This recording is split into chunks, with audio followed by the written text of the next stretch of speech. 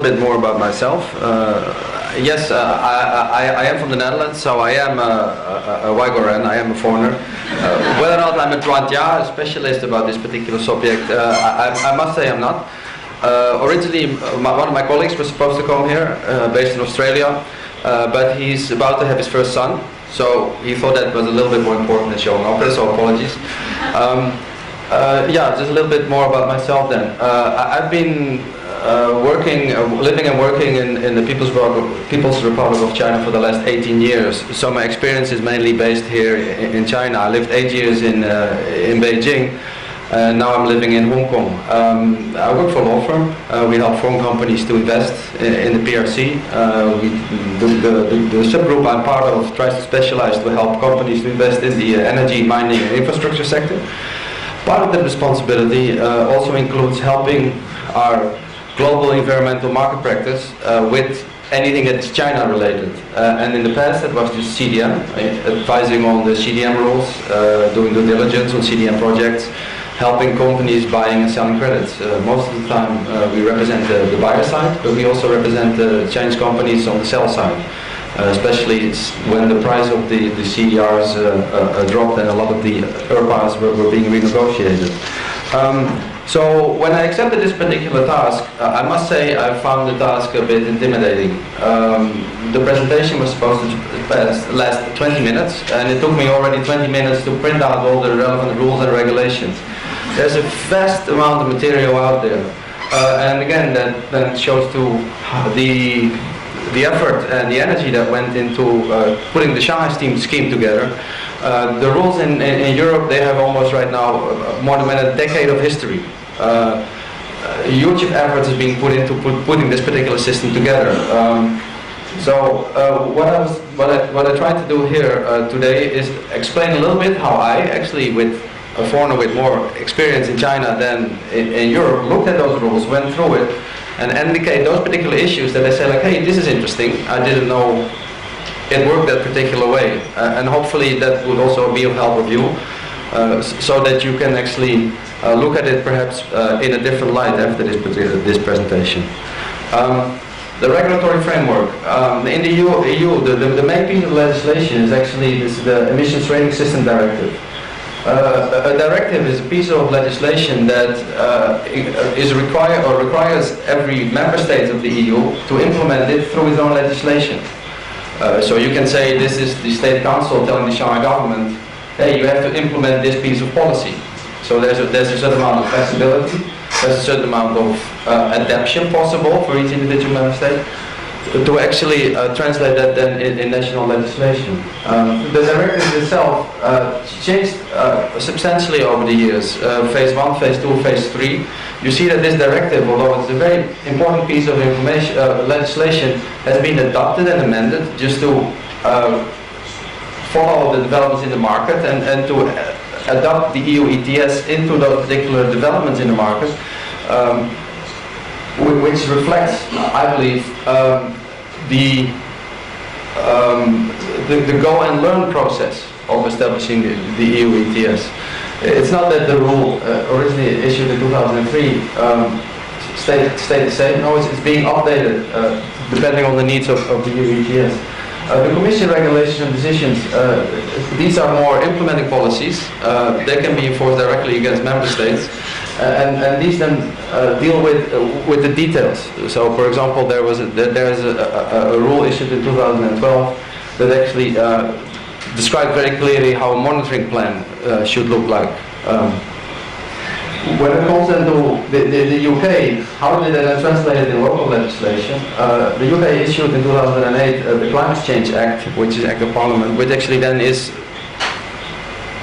a piece of legislation that gives in the UK an emphasis and a structure to how the UK intend to reach its particular obligation when it comes to reducing emissions.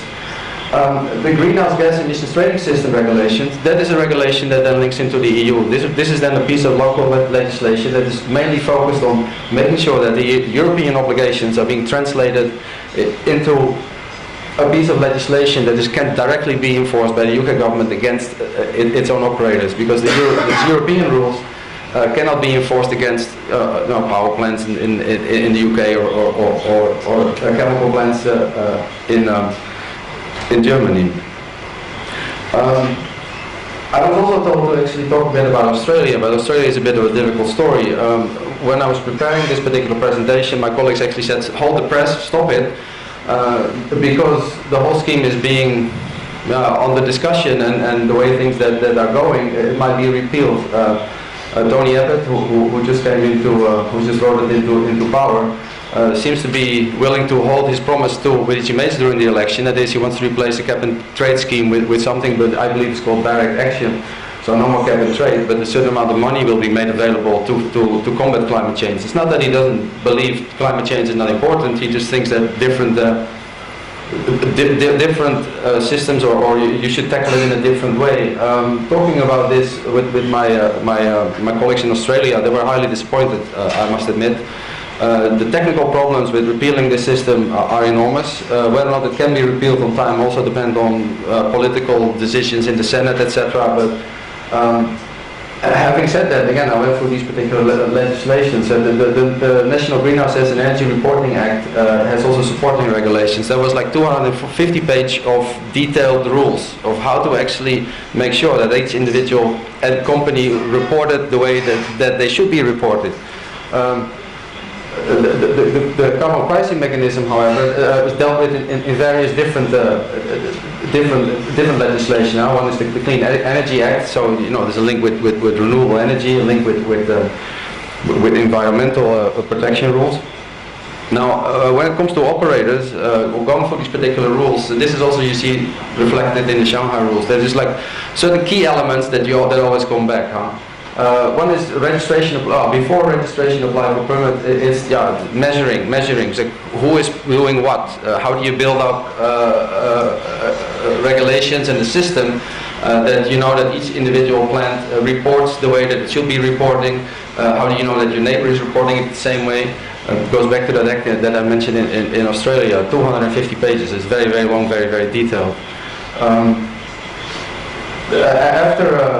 When the system comes up and running, the first thing you have to do, if you are caught by these particular regulations, you have to register and apply for a permit.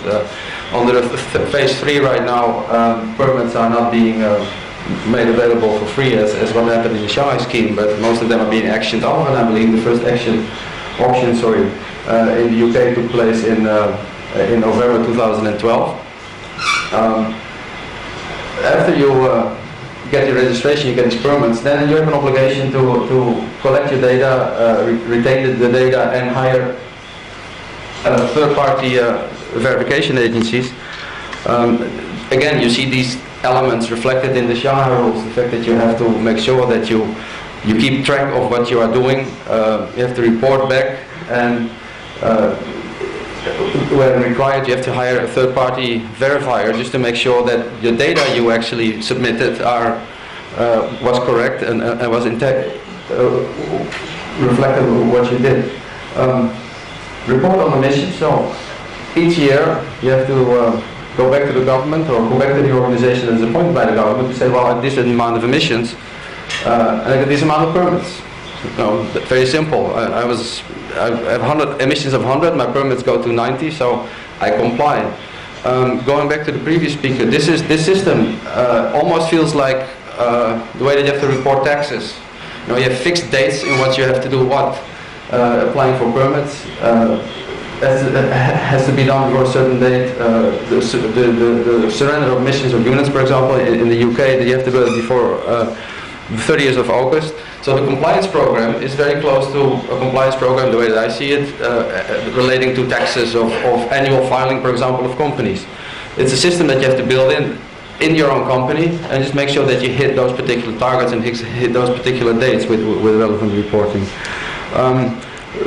Looking into the EU ETS system as well, I said it covers about 11,000 facilities. It covers about 46% of all the emissions in the EU. And then in 2012, it was reported that only 1%, close to 1%, was not complying with this particular system.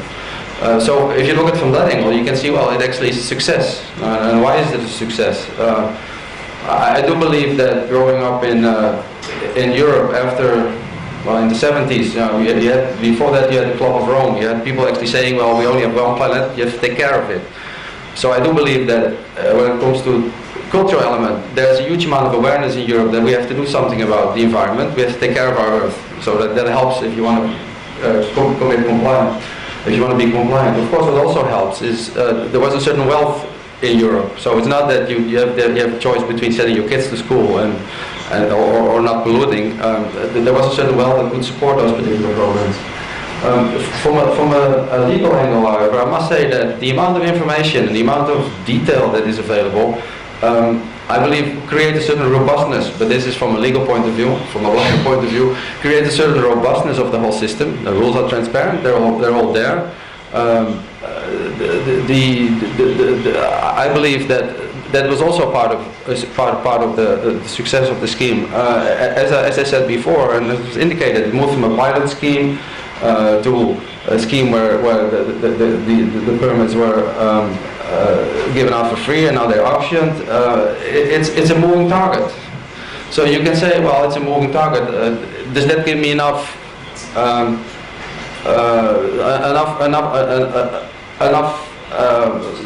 regulatory substance to hold on to in the long term? Said, no, well, actually no. The whole scheme is being built up, and when the scheme is built up, the rules change. The rules are being adopted.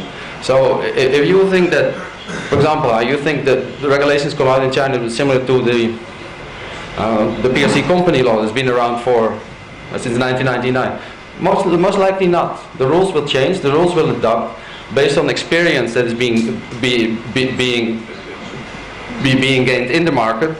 So there is a certain amount of flexibility, and that also then creates the uncertainty that my previous speaker mentioned. I must also say, though, from another angle, why was it a success? I think the fines surely helped. In the UK, you can be fined up to 100 euro for each credit that you pollute, but cannot, for each unit you pollute, but you cannot set up.